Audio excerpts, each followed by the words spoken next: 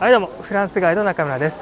今私の後ろに見えているのは地下鉄の入り口アベス駅と、そしてメリーゴーランド。今ちょうどメリーゴーランドが回り始めますけども、そう、今回のパリ散歩、皆様をモンマルトルにお連れしたいと思います。それでは早速行きましょう。はい、ということでね、今私がいるのはこのアベス駅の地下鉄の入り口の目の前です。メトロポリタンって書いてありますよね。これはね、エクトール・ギマールっていう芸術家が作ったアルヌボー様式の入り口なんですね。パリのね、地下鉄は1900年に開通しています。その時にすでにロンドンにもニューヨークにも地下鉄がありました。後発であるパリはですね、このような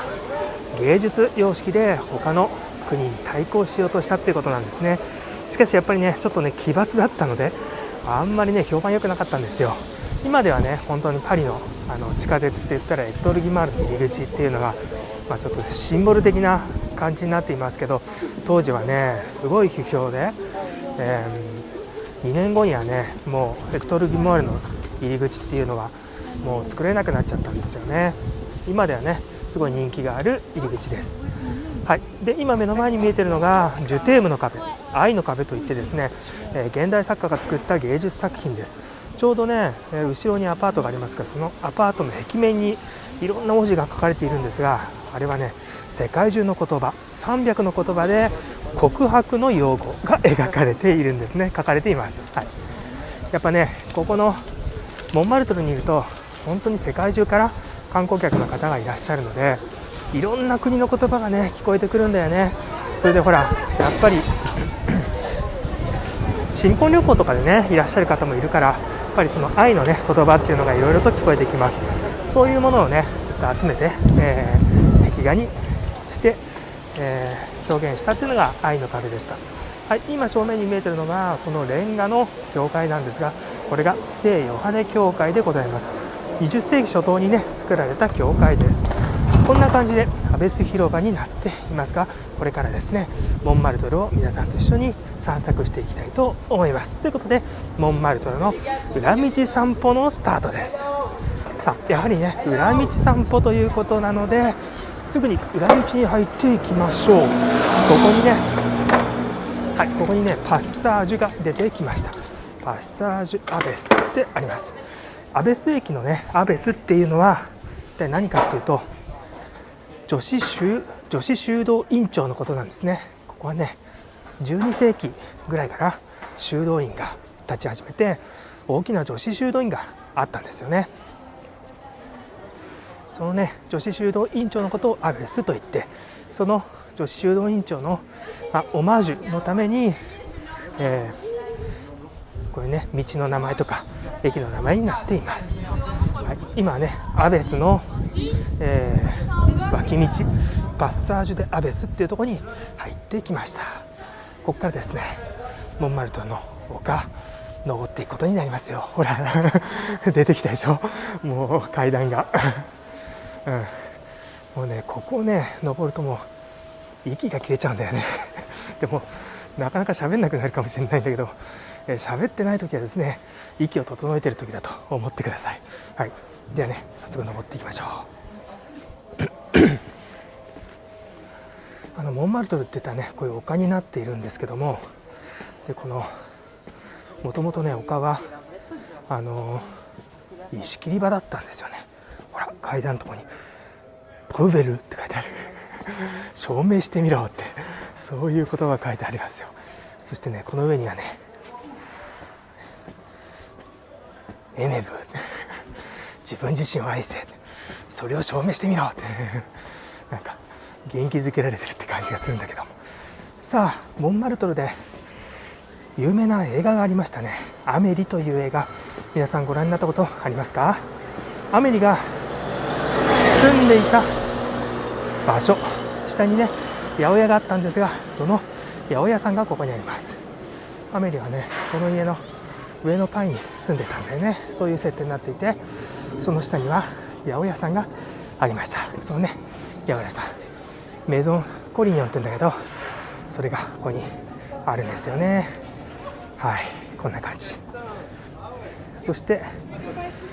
ここにはねほらアメリのポスターもあるでしょ。そししてこの横にはそのプレスっていうかな、こんな風に新聞で書かれましたよみたいなものが書いてあります。はい、それではね、引き続いてモンマルトルの丘を登っていきましょう。そうするともうね、この辺は結構高いところなんですよね。だからね、ちょっとこうやって見てみると、ほら、もうなんかパリの高台に来てるって感じがしますよね。ズームしてみようか。はい、正面に見えているこのドーム型の建物、これね、アンバリットというやつです。ルイ14世が作ったものですね。エッフェル塔ができる前は最もね、高い塔の一つでした。そしてこんなところにはカフェがあるんだよね。いい感じのカフェですよね。かっこいい。はい、こんな感じでこの先ね、進んでいきましょう。ちょうど今夕方で5時ぐらいかな。カフェをするのにはちょうどいい感じっていう時間帯ですよね。そこでみんな、ちょっと食前酒っていうかね、そんな感じでお酒を飲んでいます。さあ、この広場登っていきましょう。そうするとね、ここもね、有名なものがあるんですよ。ここにね、ティムホテルなんていうのがあるんだけども、お見せしたいのはその奥にあるんです。はい、今正面に見えてきました。わかりますか、これ。バトラボワール。バトっていうのは船のこと、ラボワールっていうのは洗濯のことだよね。これ洗濯船と言われているところです。ただね、ここでね、洗濯していたわけじゃないんですよ。洗濯船っていうのは単なるあだ名でね、ここはね、有名な芸術家たちのアトリエがあった場所なんですよね。一番有名なのがピカソです。ピカソがね、ここでアビニョンの女たちっていう非常に有名なキュビズムの到来を予兆するような絵画を描いています。で、ピカソのね、他にもね、マッコス・ジャコブとかモディリアーニとか、あとはフェルナン・レジェ、そういうね、芸術家たちがここに住んでいました。有名なね、アトリエです。ただここは全部ね、焼けてしまったんですよ、火事で。ですから今はね、それを再現して残しているだけなんですね。で、洗濯船ってなんでそんな名前がついてるかっていうと、長屋だったんですよ。で、長屋でね、古い長屋だったんだろうね。その床をさ、歩くとギシギシギシギシっていうわけよ。で、それがセーヌ川にいっぱい浮かんでた洗濯船を歩いた時と同じようだっていうんで、そういうね、洗濯船ってあだ名で呼ばれていました。はい、ここね、薬局ですけども、洗濯船の薬局っていう名前がついている、観光名所ですから、そういう名前をね、つけてもいいじゃないかって感じですけど。はい、ということで今度はね、こんな道に入ってきたル・ドクションっていうねところなんですけども、ここのね道入ってくると、ほら、わかるかな、一番奥に赤い屋根で白亜のね、なんか宮殿というか邸宅、非常に豪華な豪邸が見えてきたでしょ。あそこのね豪邸、実は有名人が住んでいた場所なんです。皆さんご存知かな。僕はね、同時代では全然ないんだけど、ダリダっていう女性の歌手です。フランスではね、非常に有名な歌手なんだけど、2017年に映画も公開されましたね。はい、もともとはイタリア系の女性で、エジプトで生まれています。で、エジプトでね、ミスエジプトとかってなったぐらいすごい綺麗な人だったんですけれども、その人はね、フランスに来て歌を歌うんでね、で歌手になって、合計でね13億万枚、ものすごい大ヒットになるんだよね。13万枚だったっけな、忘れちゃったなんかね、大ヒットしたんですそれで、ここに住んでいたんですが、モンマルトに住んでいる、ダリダという歌手の邸宅です。ただしね、彼女はね、恋多き女性でね、いろんなことがあって最後はうつ病になっちゃうんですよ。それでここで自殺をしてしまうんですよね。で、その後ね、ダリダはこのモンマルトの近くのお墓、モンマルトの墓地に今でも眠っています。ダリダって書いてあるよね。はい、そしてダリダの道の脇道をまた入っていきましょう。はい、こんな感じ。ダリダのね歌で有名なのはアラン・ドロン、太陽がいっぱいっていうね、映画で出てきた男優ですけども、太陽がいっぱいっていうので出てきたアラン・ドロンとデュエットしてるんだよね。パロールっていう歌っています。パローレパローレパローレって私が歌うと滑稽にしか聞こえないと思うんだけども、そういう歌を歌っています。そしてここに出てくると見てください。正面にじゃじゃーん、こんなね大きな風車が出てきました。これムーラン・ドゥ・ラ・ギャレットっていうところですよね。ムーラン・ドゥ・ラ・ギャレットっていうとさ、ほらルノワールが絵を描いてるじゃないですか。ルノワールはねここで本当に大きなキャンパス、1メーター 30×1 メーター80ぐらいのそういうね大きなキャンパスをここまで持ってきて、この現場で描いていたんだよね。この風車、もともとはね小麦とかねそういうものを砕いていた風車なんだけども、そこでねお菓子とかを、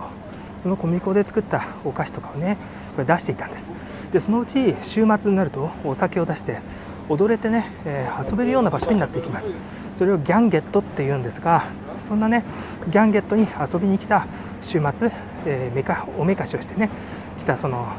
労働者たちが楽しく踊っている様子っていうのを描いたのがこのルノワールのムーラン・ドゥ・ラ・ギャレットっていう絵画でしたね。ルノワールもね労働者階級出身なので、こういう労働者たちが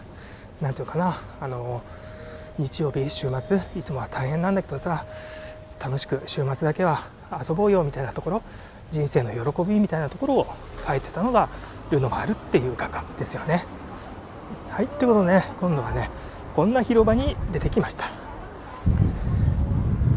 マルセル・エルメ広場っていうところです。ここもね有名なものがあるんで紹介しましょう。マルセル・エルメっていう人は、劇作家っていうか小説家なんですよね。で彼はね面白い話を書いていて、壁すり抜け男っていうんだよね。でマルセル・エルメはねこの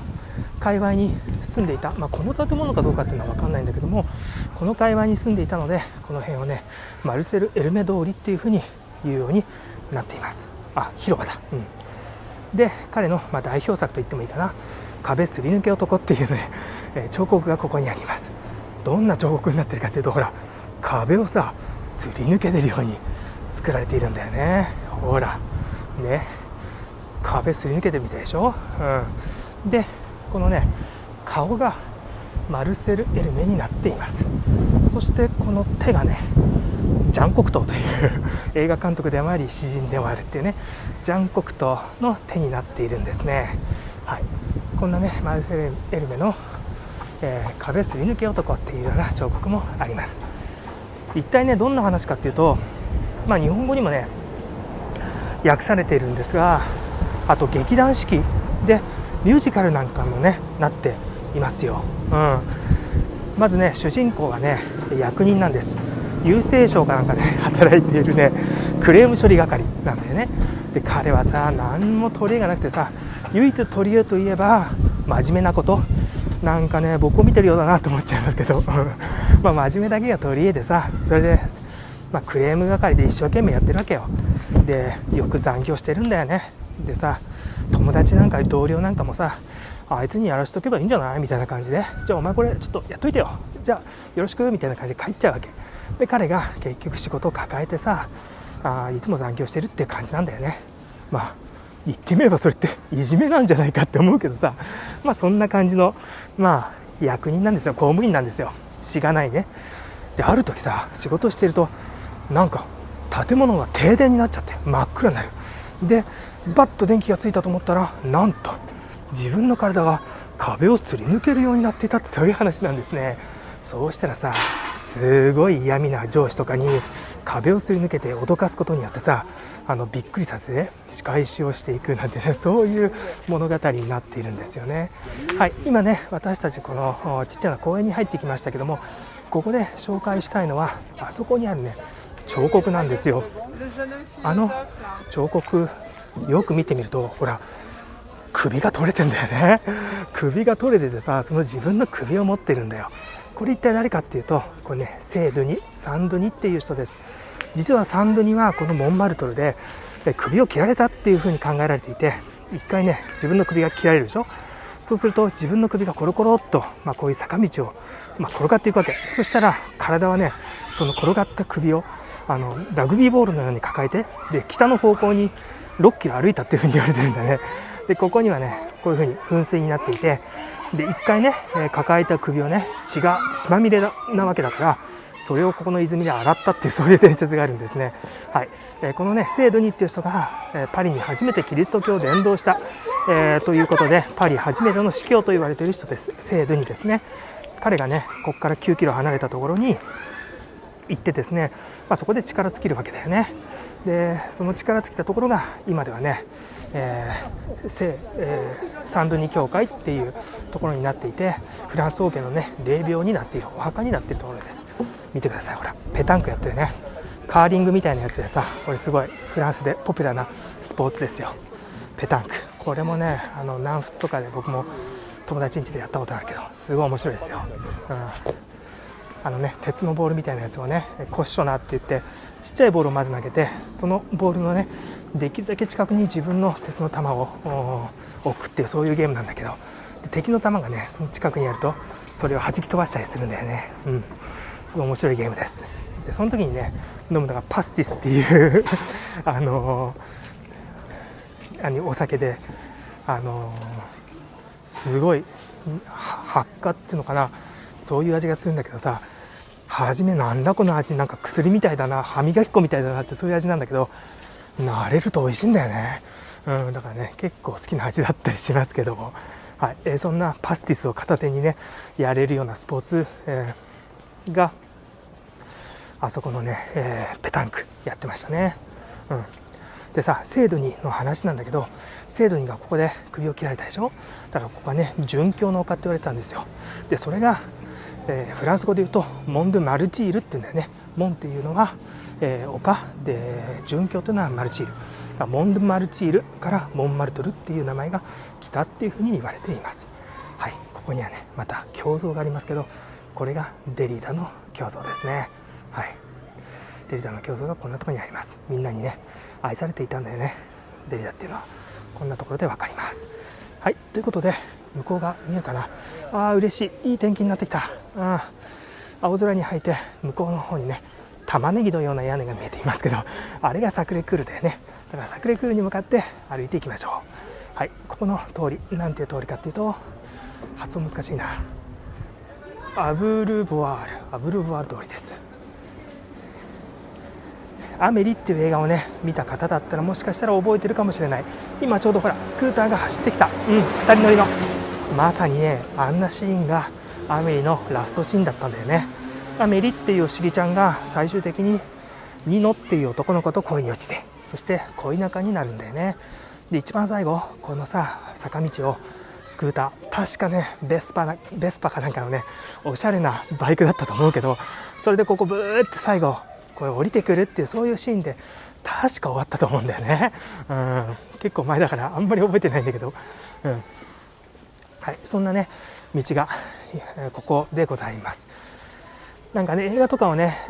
特にねモンマルトル来るときはアメリなんかを見ていらしていただくといいんじゃないかなと思います。はい、ちょうどね秋になってきて、なんか紅葉とかねそんな感じで、心地いい季節になってきましたよね。ほらなんか雰囲気あるよね。このね、緑がもうちょっと黄色に色づいてくるっていう感じがこれからありますよね。同時にね寒くなってきて、それでなんていうかな、今夏時間だけどもう少しで冬時間に変わると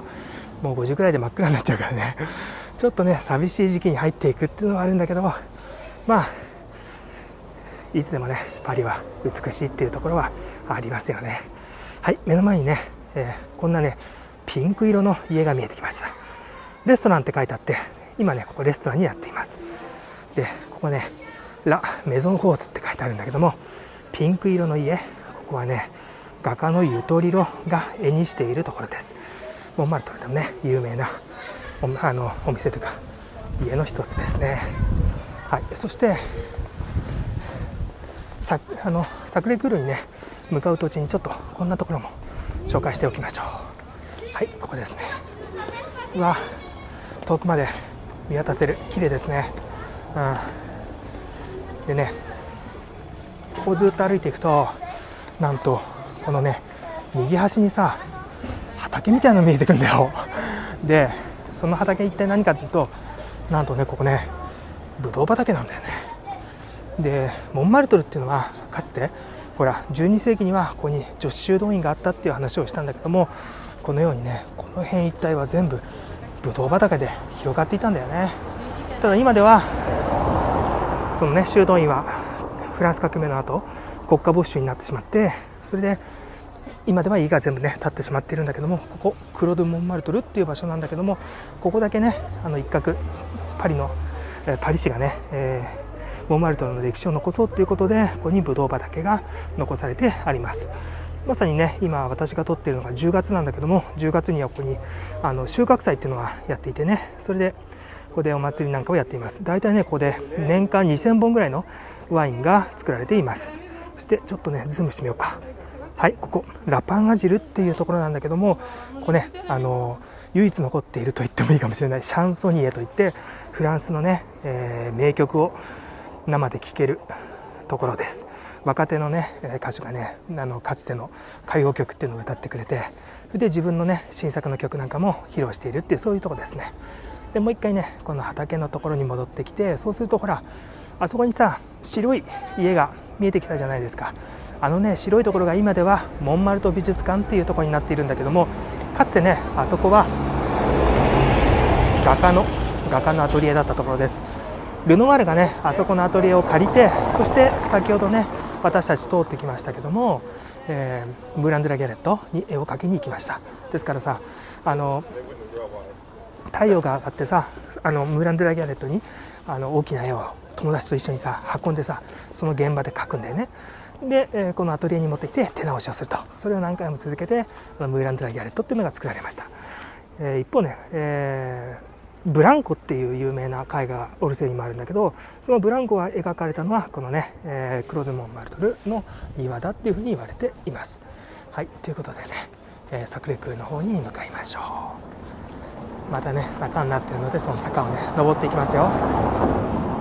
この辺のね坂を登っているとね、もう私の口数が少なくなっちゃって、もう息遣いしかね聞こえてこなくなるかもしれないけども、それはね息を整えていると思ってください。はい、ちなみにここのね通りはねソウル通りって言います。はい、そしてソウル通りと直行するこの道見えるかな、古老通りって言うんだけどさ、その古老通りもこんな感じでねなっているんだよ。そしてちょっとズームしてみようか。見えるかな、看板が出てますよね。あそこが先ほど言ったモンマルト美術館です。ルノワールとかのねアトリエがあったところですね。はい、ということでモンマルトルの心臓部に向かっていきましょう。お、バスだ。このね40番のバスっていうのがモンマルトル走っているんだけども、これはねなかなかいいバスですよ。普通の地下鉄のねバスと一緒なんだけども、本当にねモンマルトルの主要なところ通ってるので疲れちゃったなと思ったらこんなバスに乗ってねモンマルトル回るのもいいよね。見てください、ほらこれガードレールっつうの、レールじゃないか、ドミノになってます。面白いね。そしてこんなところにはほらゴッホの説明パネルなんかもあります。ゴッホはねモンマルトルに2年間だけ住んでいたんです。ゴッホはもともとオランダ人でしょ。でオランダに住んでたんだけども、弟がねテオって言うんだけど、パリで画商をやっていました。ギャラリストですね。それで、テオはねお兄さんモンマルトルに来なきゃダメだっていうふうにね言ったんですよ。っていうのは1886年に彼パリ来てるんだけど、その時代っていうのは印象派がねどんどん出てきて絵画革命を起こしている時だった。だからねお兄さん今印象派っていうすごい人たちがいるから彼らを見なきゃダメだっつってね、そんな風にしてパリに来たんですね。で印象派を発見して彼の絵っていうのがガラッとカラフルになっていく。それまではねじゃがいもを食べる人々みたいなねすごい暗いね、それでもやっぱゴッホの描く絵ですからすごい力強さを感じる絵なんだけども、なんかね色彩に欠けるっていうような絵を描いていたんだけども、フランスに来てからね印象派に出会ってから彼の絵がパッと明るくなるっていう感じなんだよね。はい、今ね見てるのがボンヌフランケットっていうこれレストランなんだけども、いろんなね著名人の肖像画が書いてあります。一人一人見ていこうか。まずはこれマンジェってか食べるっていうところにはポール・ボキューズ、三つ星シェフだね、伝説の。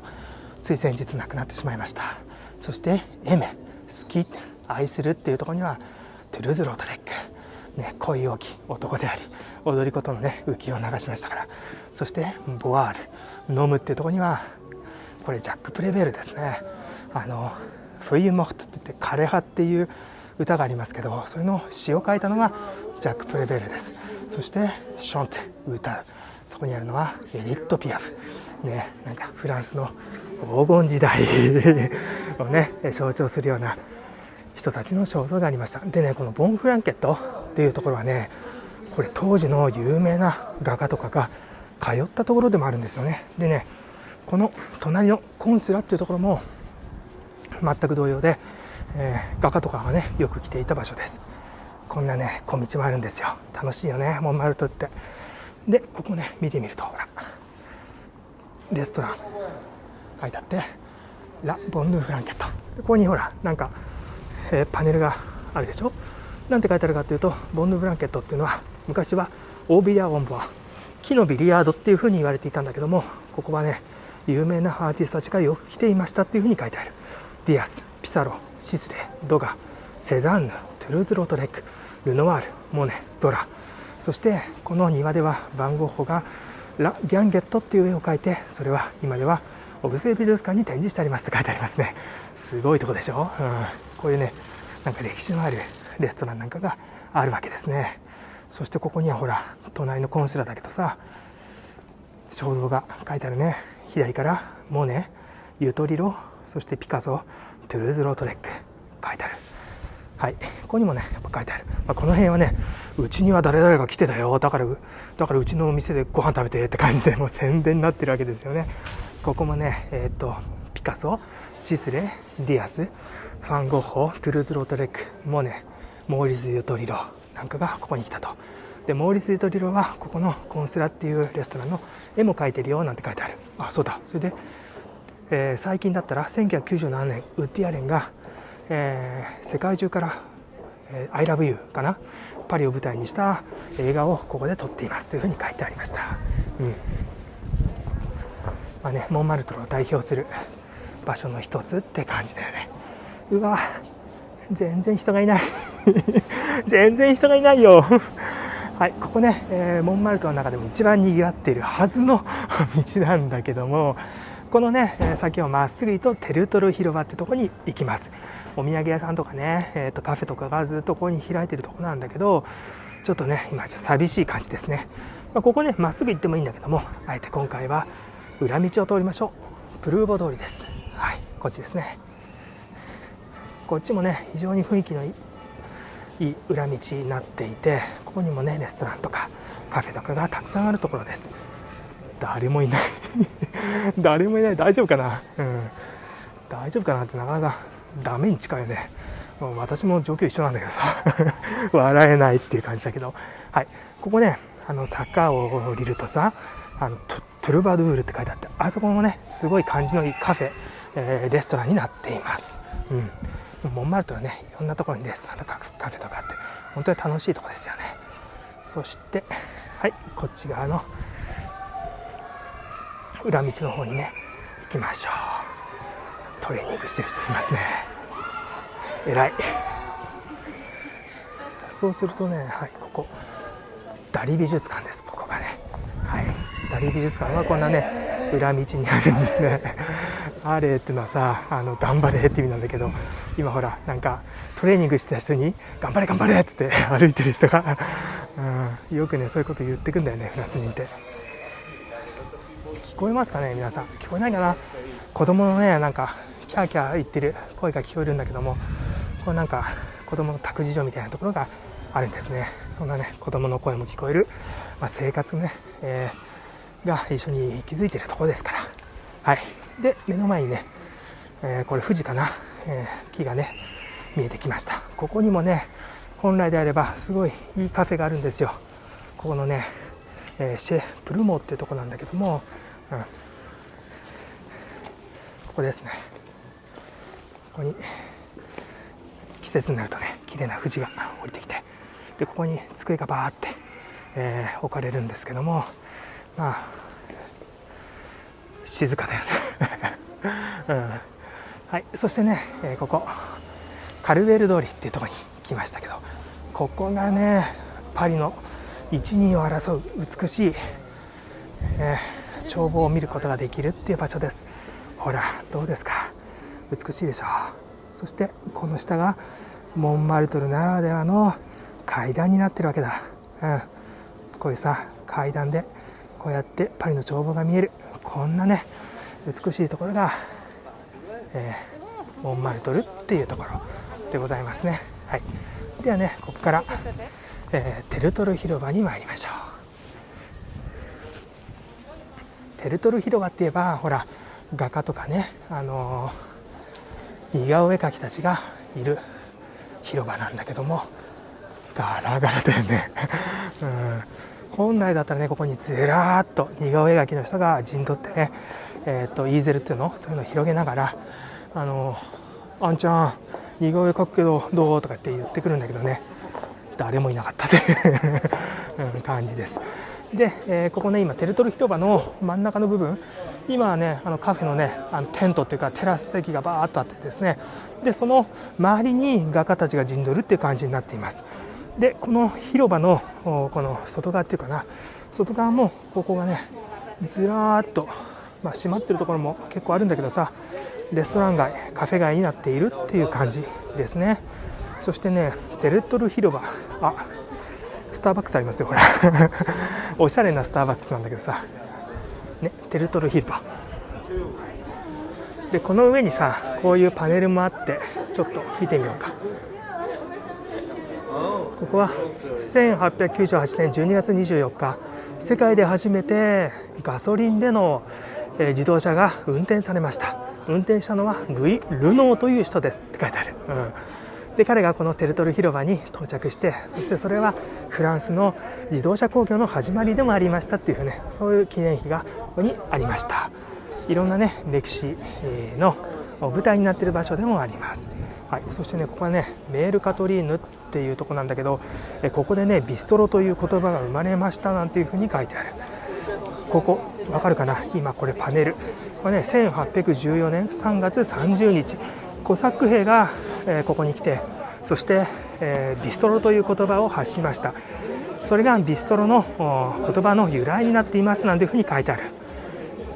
実はねここはナポレオン戦争っていうのをやっていて、ヨーロッパ軍が駐屯していた時があるんですよね。そこでロシアのコサック兵が、ここに来てですね、そして、勤務中はさお酒とか飲んじゃいけないわけよ。それでもやっぱり飲みたいからバーに入ってさカウンター叩きながら早く出せ早く出せって言ったらしいんだよね。でロシア語で早く出せっていうのがビストリビストリって言うんだよ。だからもうカウンターを入ってすぐ頼んだら料理が出てくるような B 級グルメのことをビストロというようになったっていう、そういうね説があるという、ちょっとだけいますね。画家の方は確かね似顔絵とか絵をこういうふうに売っています。はいね、こんな感じ、テルトル広場っていう感じですね。で今度正面に見えてきたのが、後ろにね見えてる玉ねぎのようなね屋根はこれはサクレクールなんだけど、その手前にあるのがここのね、最も古い時からある教会、ちょっと今バスが目の前通っちゃったけどサンピエール教会です。はい、ではこちらに行きましょう。ここからもねパリの美しい眺めが見えていきます。で先ほどのさビストロの話だけど、歴史家に言わせるとビストロっていう言葉がちゃんと文学とかさそういう日常的に使われるようになっていくのは19世紀の終わりだから、19世紀の初めにロシア兵がビストリとかね言ったのが言葉の語源っていうのは、時代的におかしいんじゃないかっていうね、そういう真面目な反論もねしている専門家もいますけど、本当かどうかわかんないけどね、あんな少しでもね観光客集めようと思ってうちの店はねビストロっていう名前の由来になった店だよなんていうふうにいろんなところが宣伝しているという、そんな感じでございます。はい、ここからねパリの眺望見えてると思いますけども、ちょっとね今夕暮れになってきました。わかるかな、あそこにさちょっとエッフェル塔、どうだろう、ブレてないかな、エッフェル塔があります。はい、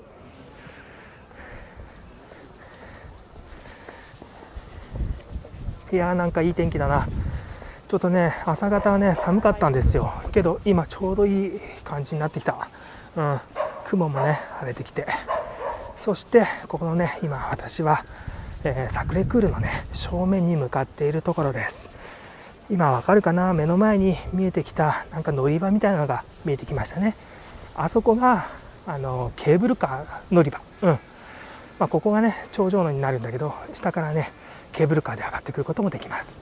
地下鉄とね同じチケットでここまで来ることができるんですね。だからさ、私みたいにアベスから裏道を通りながら登ってくるっていうこともできるし、ちょっとね足腰に自信がないなっていう人はここからねケーブルカー登ってきてもいいよね。今白塗りの人はさサクレクールの前でいつも銅像みたいに真似して立ってる人でね、全然動かないからさ本当にすごいんだけどさ、ちょっと休憩時間入ったんで休憩時間だったんですよね。はい、ここねケーブルカー乗り場です。でケーブルカー乗らないんだったらこういう階段別に登ってきてもいいよってそういう風になっています。はい、ここがね、ケーブルカー乗り場でした。だからケーブルカーをさ例えば乗ってきたとすればここに出るわけよ。そしたらもうさ目の前がこういうようなここほらもう目の前がさサクレクールで、そしてそのすごいねサクレクールが見えてきた。そしてこのサクレクールの目の前階段になっていてさ、でその階段の向こうにはほらパリがこんな感じで広がっているっていう、そういうことなんだよね。すごいね。わかるかな、今ちょうどここの真ん中に入っているところをズームしてみようか。ここにさほらメリーゴーランドがあるんだよね。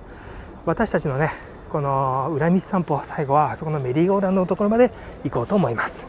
丘を降りるだけなんだけどねこんな感じでパリをね眺望が見えます。うわーすごいな。ちょっとね雲ありますけど空気澄んでるんだな。なんかすごい遠くまで見えるって感じがする。いつもね結構曇ってるんだけども運がいいですよ皆さんつってね毎回言ってるんだけど種明かしって、はい、今ね正面に入ってるのがこれがポンピドゥセンターですね。青とかね赤とかそんな奇抜な建物になっています。そうして見えるかな、今ねちょっとずつ右行ってますけど、今ちょうど中央に入ろうとしているのがこれがねノートルダム大聖堂、火事になっちゃいましたけど、そして今ちょうど正面の上あたりにあるのがこれがパンテオンね。なんかドーム型の建物ありますよね。はい、そんな感じということで、ね、ちょっとサクレクールの方も見ていきましょうか。サクレクールの前にはねこういう風にして、特に天気のいい時なんてね人がこうやって座ってるんだよね。でもう観光シーズンになるともうここみんな座っててさ、もう登る階段の場所がないっていう感じになるんだけども、今回はあんまり座ってないね。こんな感じだよね。よし、じゃあこれで登っていこう。すごい。サクレクール、サクレっていうのは聖なるって意味、クールっていうのは心臓って意味だよね。聖なるイエスの心臓をなんていうかな、オマージュを捧げてるってそういう教会になっています。そしてこの建物を見てみるとさ、中央にイエスがいるじゃないですか。わかるかな。ほらね、イエスがいるよね。ちょうど心臓のところに手を当てていて、そしてパリのね方に手を向けている。そしてその手前にほら2つの騎馬像があるんだけども、これがね、まず右見えるところまで移動しますね。はい、見えるかな。女性がね鎧を着ている。だからこれはジャンヌ・ダルクってことだよね。そして今度は私たちから見て左の騎馬像、この人ちょっとズームしてみようか。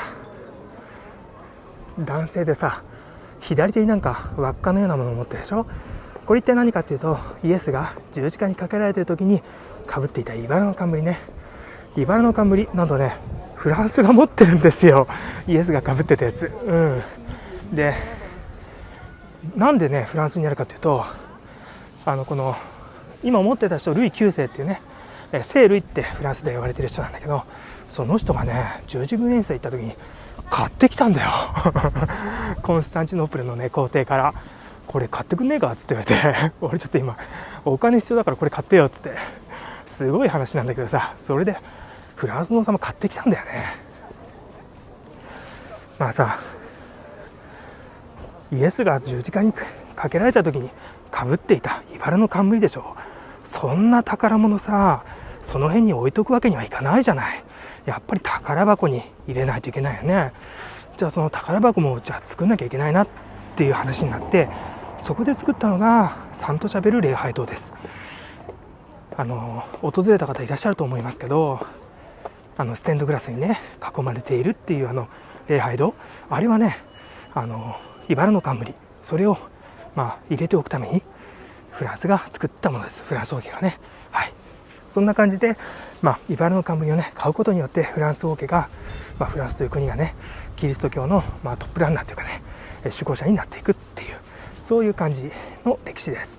はい、いろんなね丘の降り方があるんですけども、今回はねこんなところを紹介してみましょう。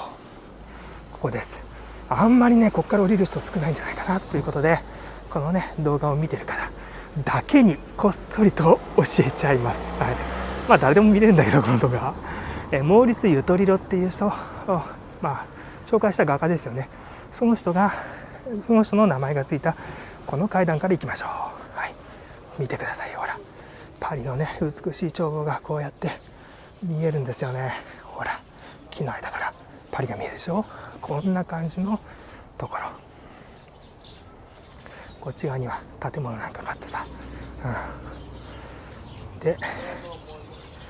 こういうねなんかパリの街灯なんかもあって、すげえパリっぽい。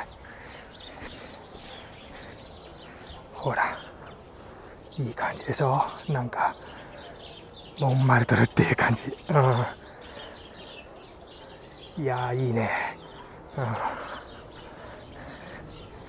でこのね階段、そうだ、このさ建物さ、この階段にさ途中にほらこうやって玄関とかあんだよね。ここに住んでる人たちってどうやってんだろうっていうふうに思いますよ。ここまで登ってきてんのかな。大変だよね。なんていうか健康にはいいかもしれないけどさ、結構大変だよ。でケーブルカーで一番上まで登って、それでここから降りてきてるのかね。いやーそれでも大変だと思うな。ケーブルカーまでね結構他の地下鉄の駅から離れてるし、そんなね、余計な心配私関係ないから別にいいんだけど、ちょっと余計な心配をしてみました。はい、目の前にはねまたねいい感じのカフェがあるんですよ。だからね、モンマルトルね来てね、ちょっと散策に疲れたらこっちの階段から降りてきて、こんなね落ち着いた雰囲気のところでちょっとねお茶をするなんていうのもおすすめです。ここねお茶だけじゃなくてねご飯とかも食べられるようなカフェになっています。はい、ここですね。いい感じでしょ。メニューがある。ちょっと見てみようか。ここはねエテ・オン・ポント・ドゥス、緩やかな丘の夏っていうねなんか詩みたいなね店の名前になってるんだけども、ここか。本日のメニューが17ユーロでじゃがいものスープと、あとはポークソテーと、そして最後にカフェがついているって感じね。18ユーロ20ユーロ、で食べられるから、ね日本人の感覚だとほら松屋とかさ吉野家とかに比べると高い、10杯食えんじゃねえかってなっちゃうんだけどさパリで比べるとやっぱり安いよね。20ユーロで食べれるっていうのは。こんな感じのところもいいよね。はい、ということでこっちのね丘を降りていきましょう。言ったっけな、モンマルトルの丘ってもともとは石切り場だったんですよね。採石場でさ、でここの石っていうのはギブスって言って石膏が取れたんですよ。ほら骨折とかした時にギブスってはめるじゃないですか。ギブスね、石膏、真っ白いやつですよ。であれが取れたんですよね、この丘からは。ですからこのモンマルトルの丘ってね、もう穴ぼこだらけなんですよ実は。でその採石場、石切り場の側面の山の上に実はサクレクールって立っていて、今ねそのサクレクールが立っている丘、それの側面から見ますけども、すごいですよ。ほらこんな感じ、こんなさごっつい岩がゴツゴツ出ているところに実はサクレクールって立ってるんだよね。でほらここにさ入り口があるけどさ、これもともとの石切り場に入るための入り口だったものです。すごいでしょこれ。こんなさ岩山の上にサクレクールって実は立ってるんだよね。なんかディズニーランドのさスプラッシュマウンテン、そんな感じですよね。すごいよこれ。こんな感じだから穴ぼこだらけだからね、結構事故とかもね起こってしまったとこあるんですよね。ほらこんなね、ほら洞窟みたいになってます。こんな感じで掘り起こしていたんですよね、モンマルトル。は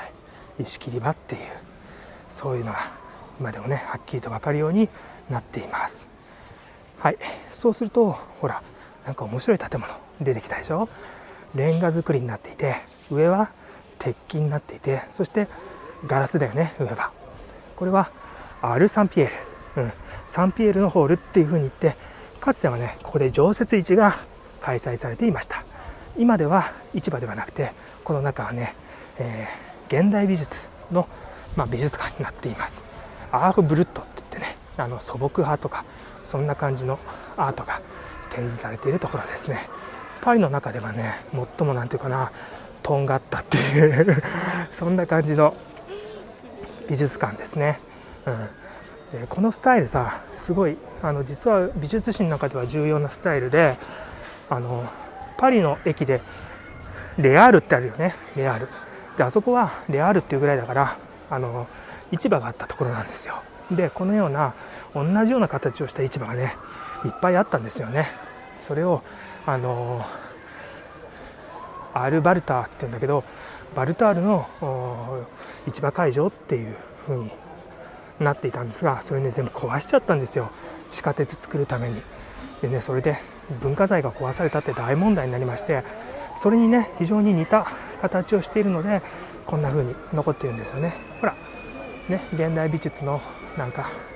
感じがするでしょ。そしてねここねこんな感じでさ、ちょっとなんか見させてもらおうか。こんな感じのここねすごいおしゃれなカフェになってるんですよ。そしてねこっち側がちょっとガラス越しですけどポストカードとか売ってこう本屋になっていてね、すごい感じのいい本屋なんです。ですからここで休憩っていうのもすごいいいと思う。なんかねモンマルトルっていうと賑やかな方に行ってしまうけども、こんなね裏道を知っているといろんな選択肢が出てくる。現代美術とかね興味ある人はあんなとこ行ってもいいと思うし、今のねホールの展示とかね、そういうの見てもいいと思うし、でその後にねカフェするなんていうのも楽しいと思います。そしてさここなんだけどさ、ここ実はこの界隈がね全部生地問屋になってるんですよ。そう生地だからさ、こうやって生地とかがさメーターの量り売りになってるんだよね。そしてこの店さ、これ上の階わかるかな、ガラス越しだけどこういう風にリボンとかさボタンとかさ、そういうのがずらーっと並んでんだよね。でここの店だけじゃなくて、もうこの辺のね店一帯が全てそうなんです。ほらこの隣の店だって生地の量り売りでしょ、量り売りっていうかメーターで。そしてねほらこっちもさマルセ・サンピエールって書いてあるけど、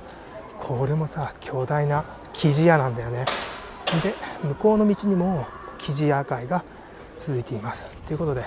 この辺はさすごい大きな生地問屋街になってるんだよね。だからその手芸とかさそういうの好きな方っていうのはこんなところでねお気に入りの生地を見つけて、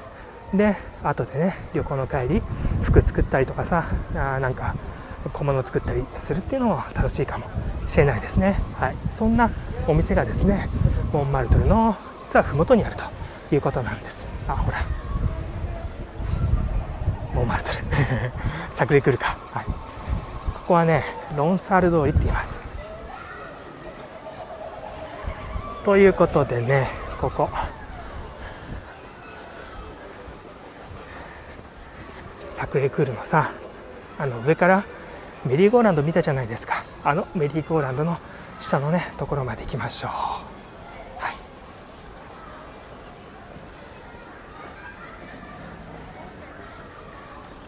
はい、メリーゴーランドがあったところっていうのが今私たちの右に見えているちょうどね公園になっていますんで、その公園の中に入りましょう。あ、ちなみにさ、それがこの公園なんだけどさ、この公園の、この公園にまっすぐつながっている道、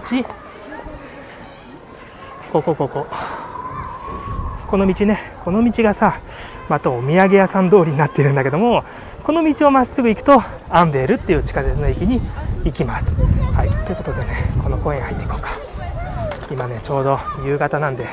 学校帰りなのかな。あ、今日水曜日だからフランスの学校休みか。学童帰りって感じだな。子供たちがすごいね元気いっぱいで遊びまくってる。はい、でこんな感じでメリーゴーランドとサクレクールのね真下に来ることができました。はい、ということで、今回はこの辺にしましょうか。ここでお別れしましょう。はい、ありがとうございました。